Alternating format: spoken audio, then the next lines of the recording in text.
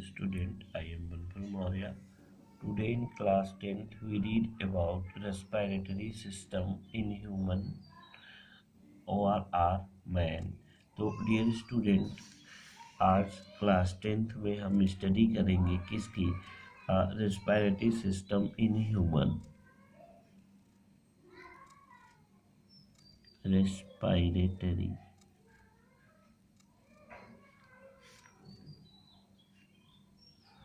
System in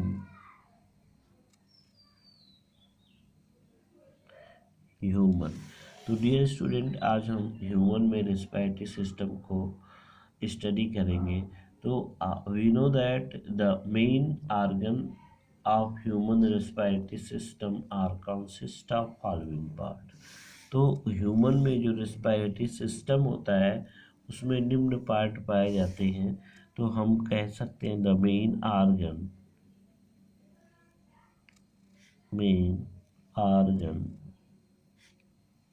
of human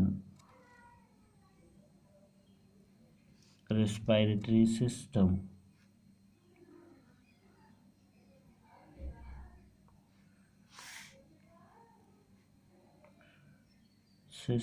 consists of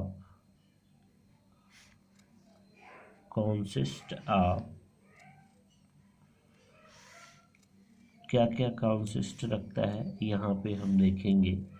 इसमें क्या पाया जाता है? सबसे पहले नोज होता है, नोज, ठीक है। और फिर इसके बाद नेजल प्रोसेस होते हैं,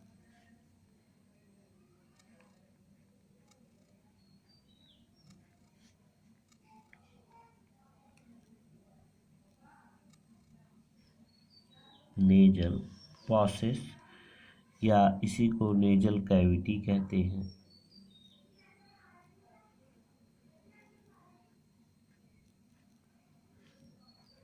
नेजल कैविटी जो थर्ड होता है इसको हम कहते हैं ट्रैकिया।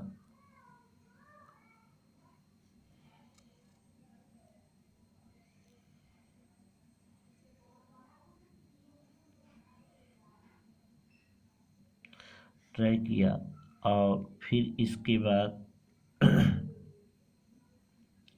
ब्रैंकाई,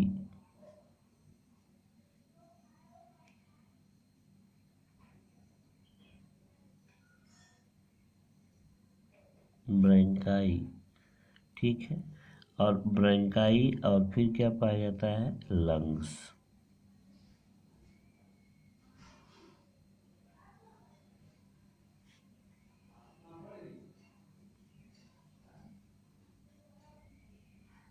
लंग्स और इसमें हेल्प करने के लिए कुछ मसल्स होती हैं जो हेल्प करती हैं, और ये आप कह सकते हैं इसको डायफ्राम।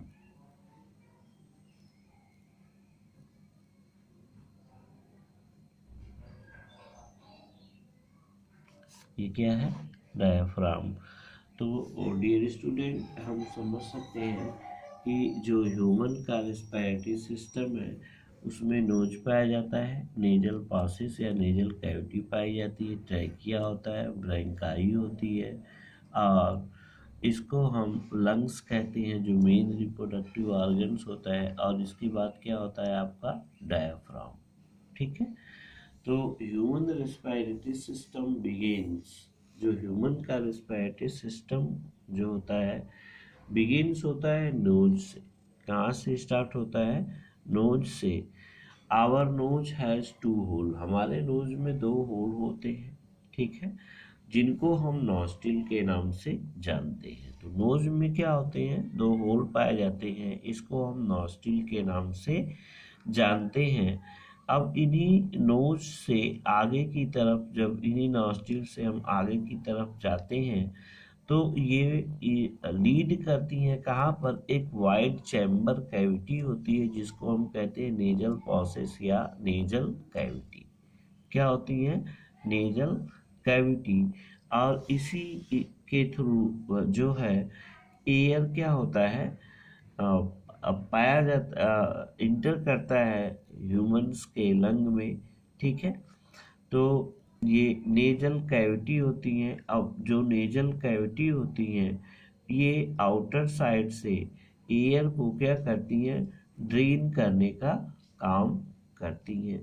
अब यहाँ पे आप देखिए कि nostril present in the nose and then goes into nasal passes, ठीक है। और फिर कहाँ जाती है, नेजल पासेस में। The nasal passes is separated from mouth cavity and buccal cavity. Nasal passes जो होता है सेपरेट होता है माउथ कैविटी से और बक्कल कैविटी, या हम उसी को कह सकते हैं बक्कल कैविटी और नेजल कैविटी एक पार्टीशन के द्वारा क्या की जाती हैं, सेपरेट की जाती हैं, और उसी को हम कहते हैं बोनी पैलाटाइन, बोनी पैलाटाइन, ठीक है। अब ये आगे की तरफ जब लीड करती हैं तो यही फिर एक ट्यूब लाइक स्ट्रक्चर में इंटर करती हैं। वो ट्यूब लाइक स्ट्रक्चर कहलाता है ट्रैकिया, ठीक है। ट्रैकिया एक ऐसा ट्यूब लाइक स्ट्रक्चर होता है जो राउंडेड शेप का होता है और इसमें जनरली सी शेप यानी सी के आकार का जो है डिफरेंट काइंड का कार्टिलेजिनस सबस्टेंस होते हैं जो इनको क्या करते हैं कि प्रोटेक्ट करने का काम करते हैं। तो यहाँ डियर स्टूडेंट इस स्ट्रक्चर को ध्यान से देखिए, इसमें हम आपको बता रहे हैं ये है नोज, ठीक है, जो ओपन होता है आउटसाइड में टू पोर्स के द्वारा जिसको हम नॉस्ट्रिल कहते हैं। और जैसे ही आगे की तरफ हम इंटर करते हैं तो यहाँ पर एक वाइड चैम्बर मिलता है जिसको हम नेजल पासेस या नेजल कैविटी के नाम से जानते हैं, ठीक है। अब इस नेजल कैविटी को, और ये बक्कल कैविटी है, ठीक है, तो ये बक्कल कैविटी जो है और ये नेजल पैक कैविटी है, इन दोनों को सेपरेट करने के लिए एक बोनी प्लेट पाया जाता है। क्या पाया जाता है, बोनी प्लेट पाया जाता है। लेकिन आगे की तरफ दोनों ही कैविटी एक जगह मिलती है जिसको हम कहते हैं कॉमन जंक्शन फायरिंग्स। इसको क्या कहते हैं, कॉमन जंक्शन फायरिंग्स के नाम से इसको जानते हैं, ठीक है। तो यहाँ पे स्टूडेंट आप देख सकते हैं कि कॉमन जंक्शन फायरिंग्स किस प्रकार से है इसको। तो ये कॉमन जंक्शन क्या कहलाएगा, फायरिंग्स। अब यही जो फायरिंग्स है इसी से यहाँ पे एक स्ट्रक्चर पाया जाएगा जिसको हम कहेंगे लैरिंग्स। यही लैरिंग्स क्या कहलाता है, साउंड बॉक्स कहलाता है, जिससे आवाज़ बनती है उसी को हम क्या कहते हैं, साउंड बॉक्स या लैरिंग्स कहते हैं। तो ये ट्रैकिया वाला जो पोर्शन होता है, अब यहाँ से यहाँ तक का पार्ट क्या कहलाएगा, ट्रैकिया।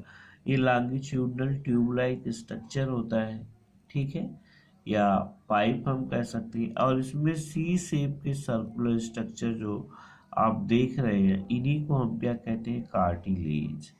ये कार्टिलेज क्या करते हैं कि उनको कोलैप्स करने से बचाते हैं, तो उस ट्यूब को चिपकने से बचाते हैं कि वो पिचके ना, ठीक है।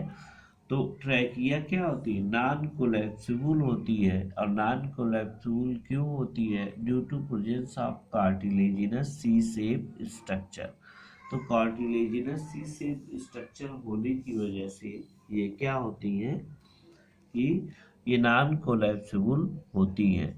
अब ये आगे की तरफ बाइफरकेट होती है दो पार्टों में जिसको हम ब्रांकस कहते हैं। क्या कहते हैं, ब्रांकस कहते हैं। और ये ब्रांकस दो अलग अलग लंग्स में इंटर करते हैं। तो ह्यूमन बींग्स में वन पेयर लंग्स पाए जाते हैं जो इंटर करते हैं, इसी को हम क्या कहते हैं, ब्रांकस, ठीक है।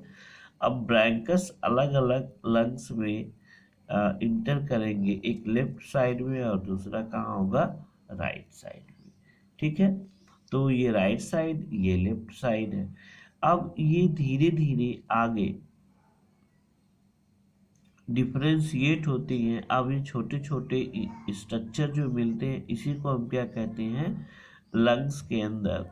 तो ये आगे आपका आएगा लंग्स, और इसी लंग्स के अंदर का स्ट्रक्चर बनाया गया है। तो ब्रैंकस इंटर इनटू द लंग्स, तो एयर यहाँ से पास हुई तो यहाँ तक आई, ठीक है। अब जो ब्रैंकस है वह बाइफरकेट होता है, कई पार्टों में डिवाइड होता है, जिसको हम क्या कहते हैं, ब्रैंकियोल्स कहते हैं, ठीक है। क्या कहेंगे, ब्रैंकियोल्स कहेंगे। और यही ब्रैंकियोल्स प्राइमरी ब्रैंकियोल्स, सेकेंडरी ब्रैंकियोल्स में डिवाइड होते हैं, यानी कई ब्रांचेज बन जाती हैं। और लास्ट में होता क्या है कि यही सभी ब्रैंकियोल्स छोटे एक स्ट्रक्चर में कन्वर्ट हो जाती हैं, और उसी को हम क्या कहते हैं, एल्वियोलाई। ये सैक लाइक स्ट्रक्चर लंग्स में बन जाता है। जो सैक लाइक स्ट्रक्चर आप देख रहे हैं इसी को हम क्या कहते हैं कि एल्वियोलर सैक कहते हैं। यहाँ पे आप देखिए इन्हीं छोटे छोटे जो राउंड राउंड स्ट्रक्चर है छोटे छोटे, इन्हीं को हम क्या कहते हैं, alveolar sac.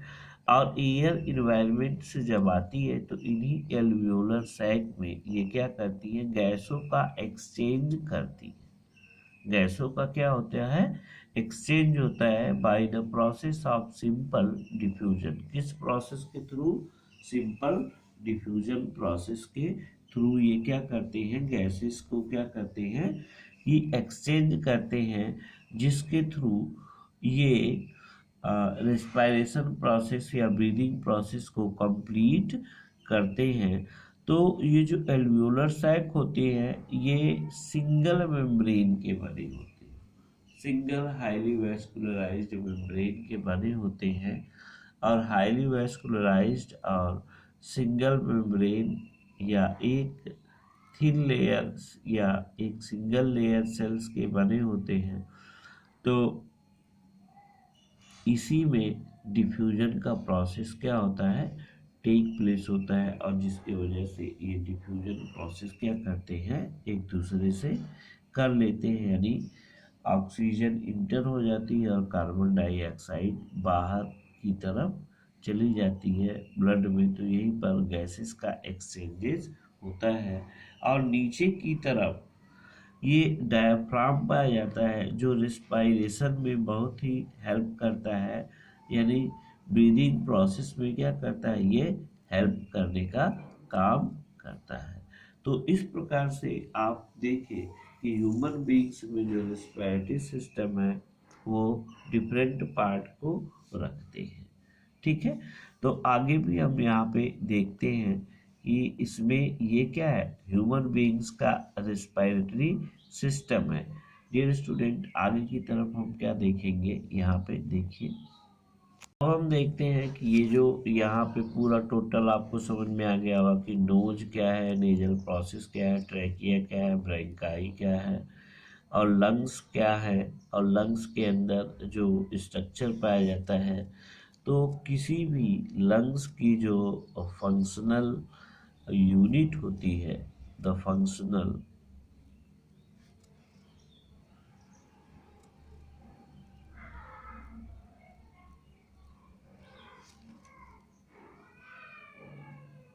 unit of lungs are called alveoli.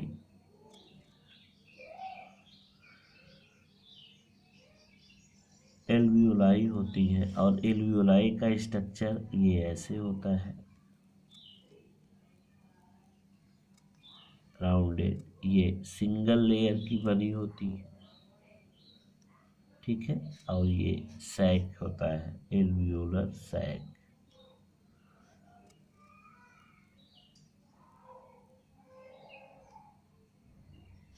Sac, और इसी से एक तरफ से ब्लड आता है और O2 यहाँ पे CO2 चली जाती है ऐसे सिंपल डिफ्यूजन, और एयर इससे आती है और इसमें से O2 क्या होता है, इसके अंदर चला जाता है। एल्वियोली के अंदर O2 क्या होता है, इंटर कर जाता है। तो इस प्रकार से गैसियस एक्सचेंज होता है।